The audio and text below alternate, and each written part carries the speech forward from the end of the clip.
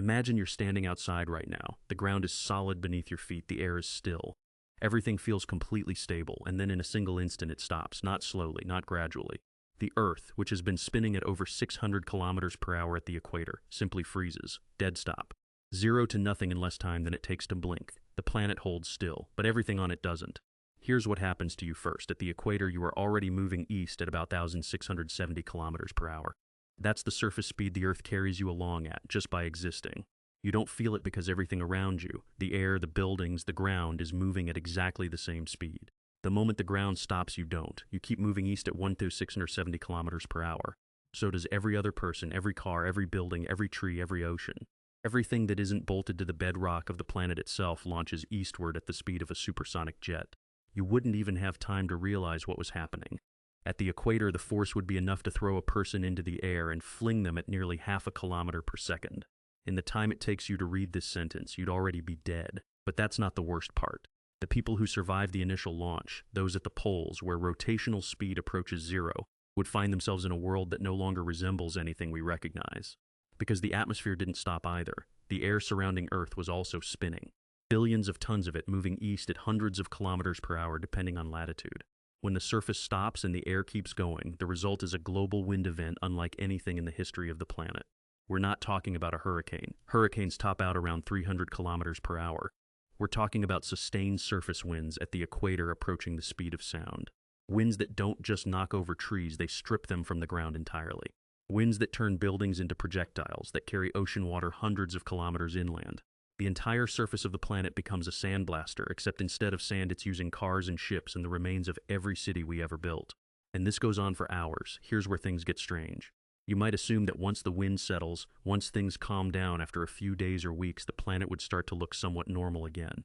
Devastated, yes, but recognizable it wouldn't be because the oceans were moving too. The water at the equator, following the same physics as everything else, keeps moving east while the seafloor beneath it stops.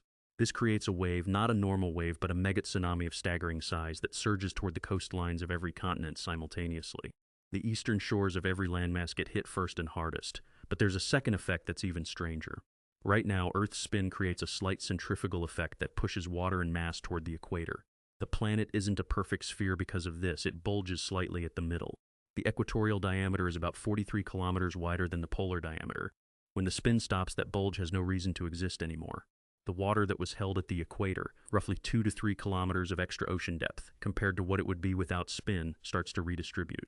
It flows north and south toward the poles. This isn't a metaphor. New oceans appear at the poles. Old oceans partially drain at the equator. The map of the world rewrites itself over the course of weeks. But let's go deeper than the surface, because what happens underground is in some ways even more consequential. The Earth's interior is not a solid lump. The outer core is liquid iron and nickel, spinning independently, generating the magnetic field that shields us from solar radiation. Its rotation is intimately connected to, but not identical to, the planet's own spin. Stopping the surface instantly doesn't instantly stop the core. The stresses involved in a sudden halt would propagate downward through the mantle as seismic waves of a magnitude we have no scale to describe. Every fault line on the planet triggers simultaneously. Every dormant volcano is jolted. The mantle, which behaves like a very slow liquid over geological time, gets the equivalent of a planet-scale shockwave passing through it. The seismic activity alone would reshape coastlines, trigger eruptions from volcanoes that haven't moved in millions of years, and fundamentally alter the topology of the land surface in ways that would take centuries to fully map. And through all of this, the magnetic field starts to behave unpredictably. The connection between surface spin and core behavior is complex, but the disruption would almost certainly cause the magnetic field to weaken dramatically in the hours and days following the stop. Without that field, the solar wind, a constant stream of charged particles from the sun, hits the upper atmosphere directly. This strips away the outer layers of the atmosphere over time, not immediately, not in a day. But over years and decades, without a magnetic field to deflect them, those charged particles erode the atmosphere. Mars lost most of its atmosphere this way, billions of years ago after its core cooled and its magnetic field collapsed. We'd be watching the same process begin, just much faster. Let's talk about the sky. Because the sky changes too, immediately, visibly, in ways that would be unmistakable even before any of the other effects fully set in. Right now, Earth's spin means we experience day and night. The planet rotates once roughly every 24 hours, carrying us from sunlight into shadow and back again. It's so reliable that we built our entire biology around it. Our sleep cycles, our hormones, our circadian rhythms, all of it tuned to a 24-hour cycle of light and dark. If Earth stops spinning, that cycle ends. The side of the planet facing the sun at the moment of the stop stays in sunlight permanently. The side facing away stays in darkness permanently, not until the planet warms up or cools down forever. At least until something changes the situation, the sunlit side begins to bake. Without the heat redistribution that comes from a rotating planet passing through day and night, the temperatures on the day side climb dramatically. Over weeks, the sunlit regions approach temperatures that would sterilize exposed ground. The dark side freezes. Not instantly, but progressively. The atmosphere on the night side, no longer warmed by even indirect sunlight, begins to cool. Over months, if the atmosphere itself doesn't circulate away, carbon dioxide could begin to freeze out of the air. Ice not just of water, but of atmospheric gases, the planet stratifies. A permanent day and a permanent night, separated by a thin twilight band, a narrow ring of livable temperature that circles the globe. In this ring, wind would howl constantly as the extreme heat of the day side tries to push air toward the freezing night side.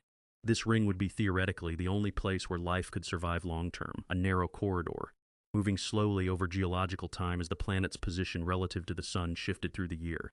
It would be a different kind of Earth, recognizable from space but alien to anything that had ever lived on it before. And there's one final thing worth considering. Without spin, Earth would orbit the sun differently. The seasons we experience come partly from axial tilt, but the length of our years, the shape of our days, all of it is tied up in a system that depends on that original rotation. Without it, the planet wouldn't immediately fly off into space or fall into the sun. It would continue its orbit more or less as before, but it would be tidally locked eventually. The moon already does this to Earth. It's why we always see the same face of the moon. The moon's rotation was slowed and locked by Earth's gravity billions of years ago. Without Earth's spin, the sun's gravity would do the same thing to us, locking our planet into a permanent face-forward position relative to the star we orbit.